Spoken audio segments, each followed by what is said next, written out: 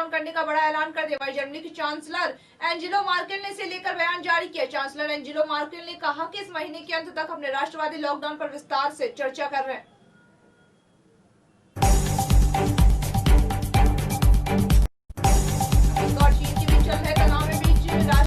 राष्ट्रपति Donald Trump ने चीन को एक बड़ा झटका दिया। वहीं ट्रंप ने चीन के 8 सॉफ्टवेयर ऐप से लेन देन कर प्रतिबंध लगाने के आदेश दे दिए हैं। वहीं हस्ताक्षर भी कर दिया। इसमें वीचैट ऐप और जैक मा और एंट ग्रुप का ऐप भी शामिल है।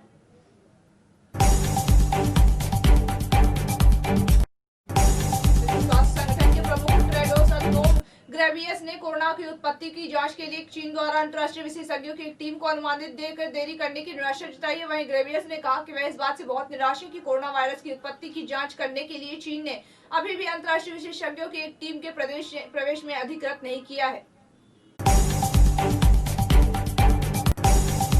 कोरिया की किम जोंग उन में से 5 साल में अपने देश की पहली सत्ताधारी पार्टी कांग्रेस के सम्मेलन का आयोजन किया। वहीं नीतिगत विफलताओं के बाद किम ने यह फैसला लिया कि 5 साल बाद में यह पहली बैठक होगी। इसमें पहले 2016 में हुई बैठक 36 साल बाद की गई थी।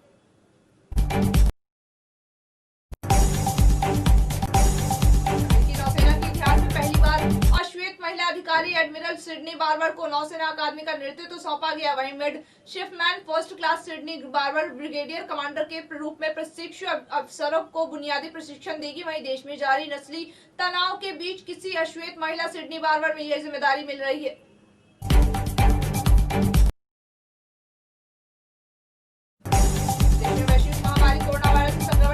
लगातार गिरावट देखने को मिली। वहीं पिछले 24 घंटों में 19,078 नए मामले सामने आए हैं। वहीं 264 लोगों की मौत भी हो चुकी है। स्वास्थ्य मंत्रालय ने यह जानकारी दी है कि स्वास्थ्य मंत्रालय की ओर से जारी आंकड़ों के मुताबिक 24 घंटों में कोरोना के नए संक्रमित 18,088 नए मामले सामने आए हैं।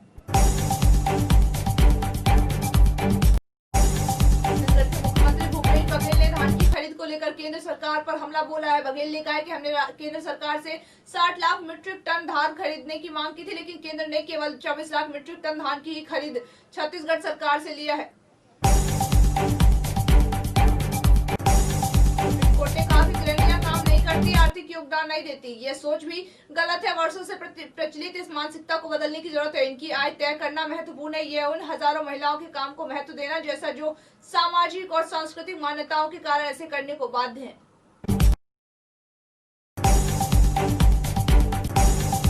सरकार ने एक बार फिर मोदी पर निशाना साधा है। शिवसेना ने अपने मुखपत्र पर सामने में एक लिखकर कहा है कि किसान आंदोलन को लेकर मोदी सरकार पर सवाल खड़े किए गए। शिवसेना ने केंद्र सरकार पर आरोप लगाया कि सरकार किसान में चर्चा करने का नाटक करी। सामना में लिखे गए लेख में बताया गया है कि किसान और सरकार के बीच 8 दौर की वार्ता हो चुकी है, लेकिन अभी तक इसका कोई नतीजा नहीं निकला है।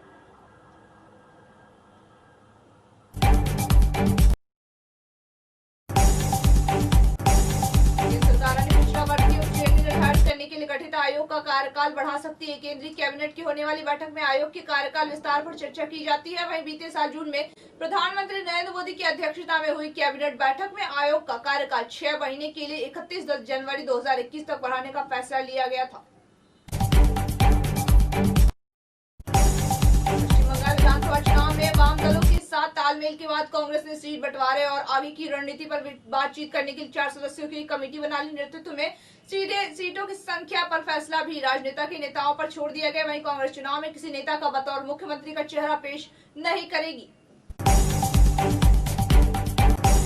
भारतीय अंतरिक्ष अनुसंधान संगठन के वरिष्ठ वैज्ञानिक डॉक्टर तपन मिश्रा ने आरोप लगाया कि 3 साल में 3 बार जहर देकर मारने की कोशिश की गई। मिश्र जनवरी अंत में सेनावृत्ति होने वाले हैं। इससे पहले उन्होंने मंगलवार को सोशल मीडिया पर यह पोस्ट जाहिर करके की है।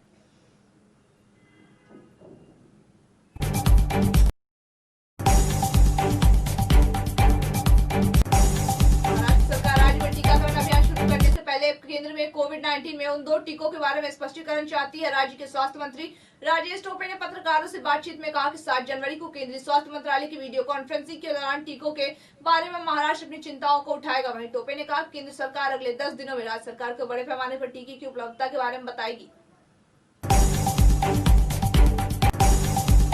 मंत्रालय के सुझाव पर भारतीय निर्वाचन आयोग चुनिंदा देशों में मौजूद भारतीय मिशनों में प्रस्तावित इलेक्ट्रॉनिक पोस्टल बैलेट सुविधा पर एक वर्कशॉप आयोजित करने जा रही है। वहीं यह वर्कशॉप विदेश में मौजूद भारतीय मतदाताओं को मताधिकार के प्रयोग की सुविधा देने की तैयारियों के तहत आयोजित की जाएगी।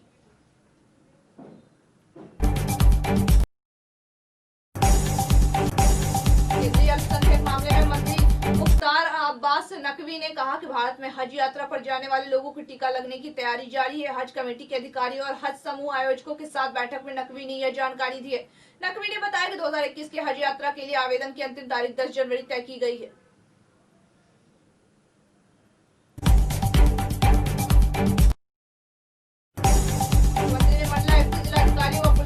के साथ वीडियो कॉन्फ्रेंसिंग के माध्यम से समीक्षा करते हुए वैश्विक महामारी कोविड-19 से बचाव के वृहद टीकाकरण अभियान जल्द शुरू करने के आसार बताए हैं। वहीं जिलेवार तैयारियों को जायजा लेते हुए योगी ने कहा कि जिलाधिकारी वैक्सीनेशन से जुड़ी हर तैयारी जल्द से जल्द पूरी कर ले। एयरपोर्ट से दिल्ली, मुंबई और अहमदाबाद के लिए सीधी फ्लाइट चलने से कानपुर देश के लगभग हर प्रमुख शहर में कन्वर्टिंग फ्लाइट के माध्यम से जुड़ गया है। वहीं इस साल जब कानपुर से कोलकाता और बेंगलुरु की सीधी उड़ानें शुरू होंगी, तब कानपुर साउथ समेत कई अन्य प्रमुख शहरों से भी जुड़ सकेगा।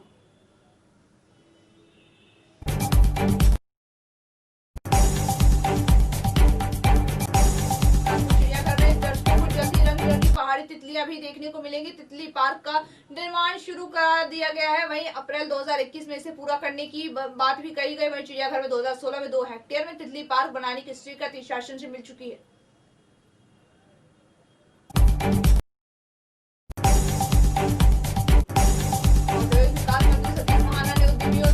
जाने वाले रख रखाव शुल्क को तार्किक बनाने तथा औद्योगिक विकास प्राधिकरण के औद्योगिक भूखंडों पर उप विभाजन नीति का युक्तिकरण बनाने के निर्देश दिए। वहीं उन्होंने उद्यमियों की समस्या को तेजी से निस्तारण करने को भी कहा है।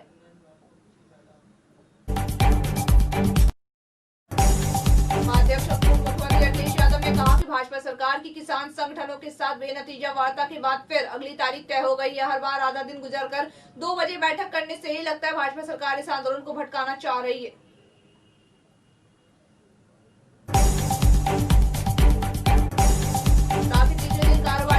भारतीय शेयर बाजार में उछाल देखने को शुरुआती कारोबार में सेंसेक्स 113.7 चढ़कर हो गया। वहीं निफ्टी 38.95 चढ़कर हो गया। ओएसजीसी एक शेयर 4% ऊपर कारोबार चल रहा है। इसके अलावा टाइटन का शेयर भी 3% ऊपर कारोबार चल रहा है। इसी के साथ नियमों को तोड़ने पर 2040 करोड़ रुपए की पेनल्टी लगाई गई है।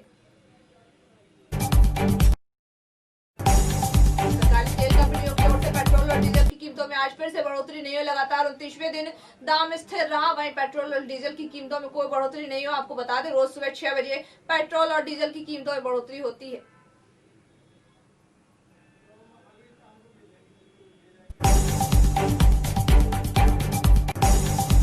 कारोबार में आज अमेरिकी डॉलर के मुकाबले भारतीय रुपए में सुस्ती के साथ कारोबार होते हुए देखा। शुरुआती कारोबार में अमेरिकी डॉलर के मुकाबले रुपए 1 पैसे की बेहद मामूली बढ़त के साथ 73.17 प्रति डॉलर के भाव पर खुला है।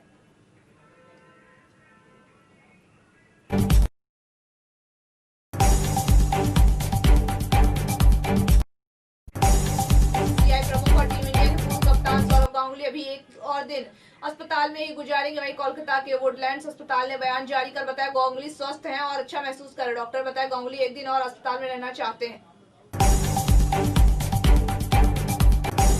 न्यूजीलैंड की टीम ने पाकिस्तान के खिलाफ दूसरे टेस्ट मैच में 1 पारी और 176 रन की विशाल जीत के साथ सीरीज में क्लीन स्वीप कर लिया। वहीं पाकिस्तान को दूसरी पारी में 186 रनों के साथ समेटने साथ ही न्यूजीलैंड क्रिकेट टीम ने इतिहास रच दिया है। केन विलियम्स की कप्तानी में आईसीसी की रैंकिंग में पहली बार शीर्ष पर काबिज हो पाई है।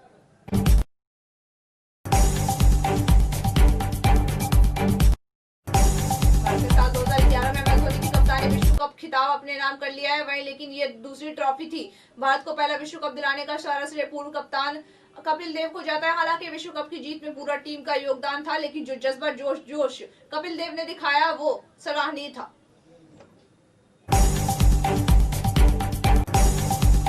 मामले में अब नेता अर्जुन रामपाल की मुश्किलें कम होती नहीं दिख रही। नारकोटिक्स नियंत्रण ब्यूरो ने अब उनकी बहन कोमल रामपाल को समन लिया है। वहीं उन्हें तलब किया गया है। एनसीबी के एक अधिकारी ने इसकी जानकारी देते हुए बताया कि ड्रग्स कनेक्शन में लेकर जांच एजेंसी अर्जुन रामपाल की बहन को आज समन जारी किया है।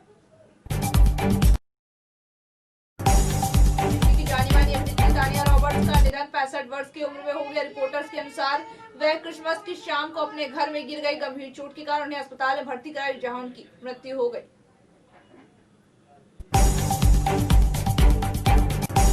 पंजाबी सिंगर और एक्टर दिलजीत दोसांझ का आज जन्मदिन है। आज उनका जन्म 6 जनवरी 1984 को हुआ था। दिलजीत दोसांझ इन दिनों अपने बेबाक बयानों के लिए सुर्खियों में आते ही रहते। वहीं किसान बिल को लेकर कंगना के साथ उनकी ट्विटर वॉर भी देखने को मिल गई थी।